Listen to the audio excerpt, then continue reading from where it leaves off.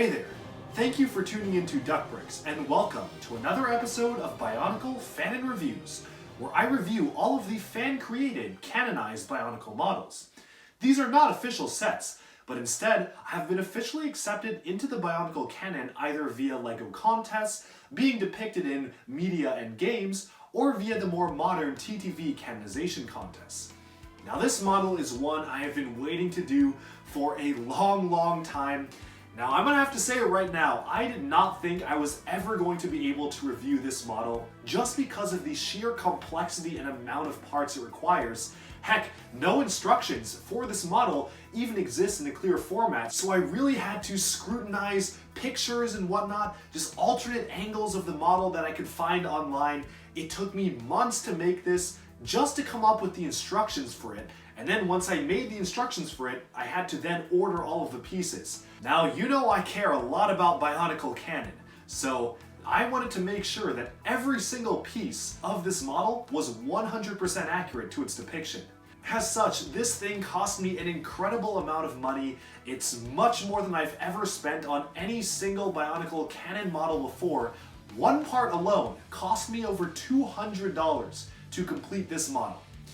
I'm so excited to show it here today. It is one of the most complex and intricate models I've ever had the chance to review. I'm gonna say right now, this is by far the best Bionicle canon model that I've ever reviewed, period, and probably ever will. I mean, goodbye TTV contests, see a Haga contest or whatnot. I don't care about those. There's no way that anyone can beat the sheer complexity and story relevance of this fantastic character. So without further ado, why don't we just dive right into this model and take a look. I first created one model that is not actually the main model. This just goes alongside this character. Here's Pohatu Nuva with a very special piece on his face. Some of you may be knowing where this is going, but alright, might as well just do the full review now. I'm sure all the sleuths and Bionicle fan theorists and people well versed in Bionicle lore know exactly what's coming. Yeah, it's the Mahi. Yeah, so here we have it. This is the Mahi. The Mahi was a special type of goat like Rahi that played an instrumental role in the development of one of the key heroes of our story, namely Pohatu Nuva. He was at his lowest point, his mask had been turned silver, and became exponentially more expensive on Bricklink, signifying his loss of control over his elemental abilities. The Borak Call had stolen the Nuva cubes, and with it, the power of the Toa Nuva had disappeared. So here's Pohatu without his command over stone. He was trudging sadly through the desert, all hope was lost, and the Toa Nuva weren't ever sure if they'd ever get their powers back. And then all of a sudden, they found the Mahi goat wandering around the desert in a herd. And of course, antics ensued, shenanigans occurred, and before we knew it, the Mahi was stuck to Pohatu Nuva, and there was nothing he could do to break free of its grip. You see, this was a major turning point in Pohatu Nuva's character, where he learned to reject humanity and embrace goat. So, with magnetized Mahi stuck to his armor, Pohatu Nuva plodded across the desert with a newfound resolve after this humiliating defeat at the hands of a Borak Call, and it was so humiliating that these goats were magnetized to his armor.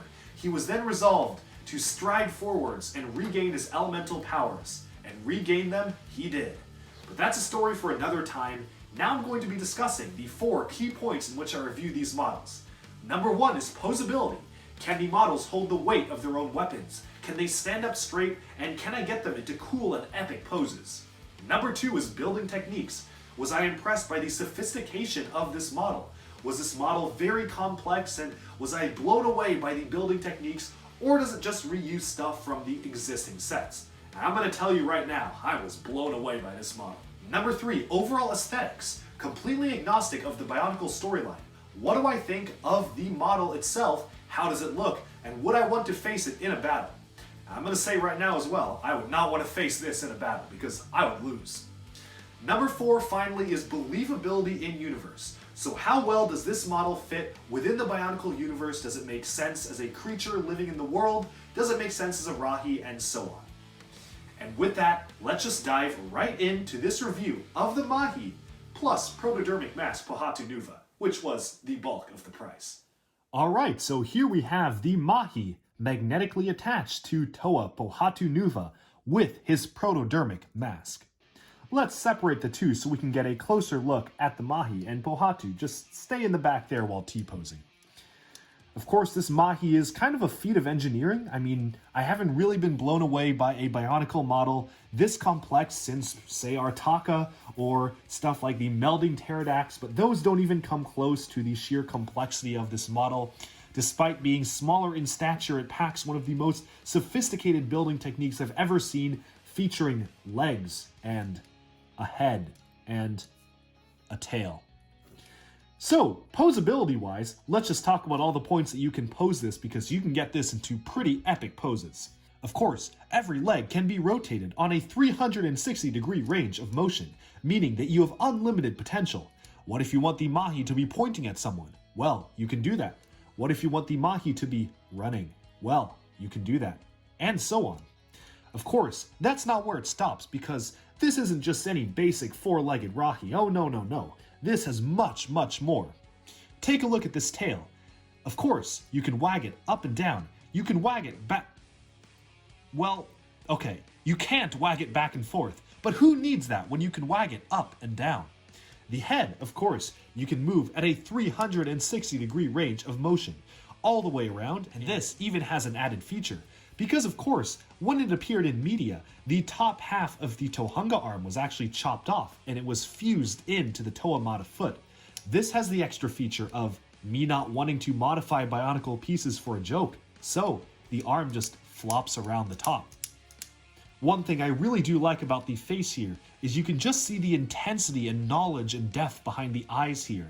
I think that this is actually probably the great being in disguise. I know that Greg Farshti said it was Velika, but honestly, he probably just had to say it because people just wouldn't understand the genius of making the great being in disguise the Mahi goat. Of course, moving on to building techniques, this does things very well. As you can see, it integrates many complex Technic parts, and as you know, Technic, oh man, that's like adult Lego stuff. That's 18 plus stuff right here, but using all these sophisticated techniques such as connecting things with axles and using the same limb piece 5 times, you can actually get a full-on body and a very clear semblance of a goat Rahi right here.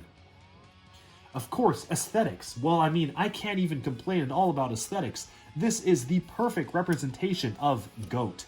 I already mentioned the intensity behind its burning red eyes here, but of course you can see the ferocity of its powerful tail back here, sure to send many powerful attacks against any Matoran or Toa who dare oppose it. Of course, the beats of its hooves can trample other Rahi underneath its path because it's just such a powerful creature, and that's very much exemplified by this build. All in all, this is probably one of the most technically complex, fantastic Rahi builds ever made. Let's reattach him to Magnetic Pohatu and take a look at how this compares against other models in-universe. Keep on T-posing, Pohatu. Alright, for comparison purposes, I've brought along really the only character in the Bionicle universe that could even attempt to rival the power of the Mahi. Of course, that is Velika, the great being in disguise, the all-powerful creator of the universe. But even he, I don't think, stands a chance against the Mahi. And so, I think it's time for me to give my final score on the Mahi. Of course, I think you can probably guess what the score is already. Posability, 10 out of 10, IGN, excellent. Building techniques, 10 out of 10, IGN, excellent. Aesthetics, 10 out of 10, IGN, excellent. And believability in universe, you guessed it, 11 out of 10, IGN, excellent. This is, by far, the best Bionicle character I've ever had the glory to review. I will grace this on a golden pedestal in my Bionicle collection, befitting the most powerful character in the Bionicle universe, and of course, the one that took me the most time and effort to put together. But that's it for today. Thank you so much for tuning into Duckbricks, and stay tuned for even more LEGO and Bionicle news, reviews, discussion, and analyses coming your way very soon. Thank you so much, and bye-bye for now.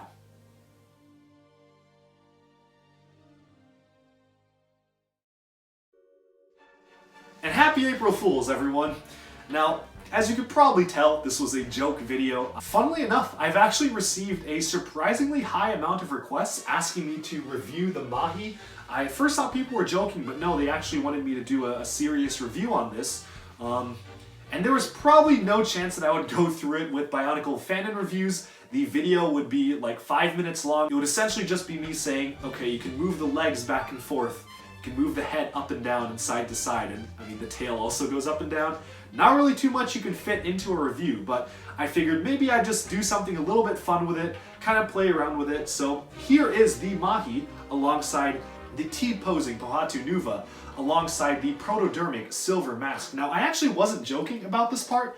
This mask cost me basically $200, so I legitimately was not joking in the video that this was probably the most expensive Bionicle Fanon review I've put together. That wasn't a lie. Like, I haven't spent more than $200 on a single character. I did legitimately spend basically $200 on this mask, as well as all the other ones I was missing, of which there were probably 5 more. So, oh boy. Irresponsible financial decisions aside, I have actually filmed a serious review of the Mahi, so if you actually want to see it, I'm going to play it right now. I basically ran through all the points as I would a serious review. I just can't imagine anyone finding it remotely interesting compared to what I just did, so it's there if you actually wanted a serious review and were let down by me treating it as a joke. I have legitimately reviewed it. Coming up next. Alright, so in case people actually did want a legitimate, serious review of this model, it's actually not too bad. Posability is one thing that I feel could have been a little bit improved, just kind of annoying how you can't wiggle the tail too much, but honestly, what am I saying? This is just such a basic model, there's nothing really to complain about, and honestly, I'm just really impressed at how well this pulls off being a goat-like creature with so few pieces. Yeah, of course, the building techniques are extremely basic, nothing crazy going on here, but at least this tries some unique parts usages, like using the Tohunga arm to form the top of the snout is one technique that I actually feel I really like and is something that feels very unique about this model. And I know I joked about this earlier, but the fact that it uses literally the same limb piece to form the 4 limbs of the creature, but also to form the body of the creature, is actually pretty cool to me, honestly, and I really do like the way that it does that. Of course, aesthetically speaking, yeah, this could be a little bit better. It's kind of awkward and funny looking, which is why it's the topic of the joke review, but I actually do think that this has some charm to it. And yeah, while the eyes are a little bit out of place and actually feel a little bit sinister, just being large, red, and bulbous things sticking out of the front, I think it's kind of cute, to be honest. I just don't really know why they didn't make the eyes black. I feel like that would have done a lot in terms of making this look less, well, maybe demonic or creepy, and more cute by just having the eyes be black pupils. Of course, comparing this alongside the other Bionicle Rahi, it definitely looks really good. I think that there really isn't any need to bring them all back again, but I mean, it really does look well against the other characters in the Bionicle universe, particularly the 2001 Toa and Matoran, as well as the other Rahi, really does feel like it's part of a shared universe. So if I had to give this a serious score, I guess I would give Posability a 7 out of 10 arbitrarily. It can move the legs fine, the head's alright, can't really move the tail, but whatever. Building techniques, surprisingly better than I would have thought. Actually, this is a pretty unique parts usage, and I actually do like the use of this as the body. So, screw it, 9 out of 10, building techniques, whatever. Aesthetics, yeah, aesthetics is also okay. I think the eyes could be a little bit improved. The feet obviously are very simple, but they get the point across, and the tail being just this very bushy nub at the back actually does feel pretty realistic to me and pretty cute. So overall aesthetics, I'm going to give this one a 7 out of 10. I think it's pretty good overall, some kind of weird stuff. Obviously, there's this very unsightly gap in between the front head because I'm not actually going to chop the front part off of this Tohunga arm. But in general, I think it's not too bad, and aesthetically speaking, it definitely looks like a goat. Comparing this alongside other Rahi, easy 10 out of 10, very much feels like it fits in the universe. But I think this about sums up the review of the Mahi, just a very cute creature. I never would have actually reviewed this for Fanon reviews, if not for April Fools, so that's what we have here. I hope you enjoyed this kind of fun video and review. Let me know down in the comments below, what do you think of the Mahi? Of course, as usual, let me know also what you actually want to see reviewed in the future and not just stuff like this. And thank you all so much for tuning into Duck Bricks. I'll talk to you again very soon. Bye bye for now.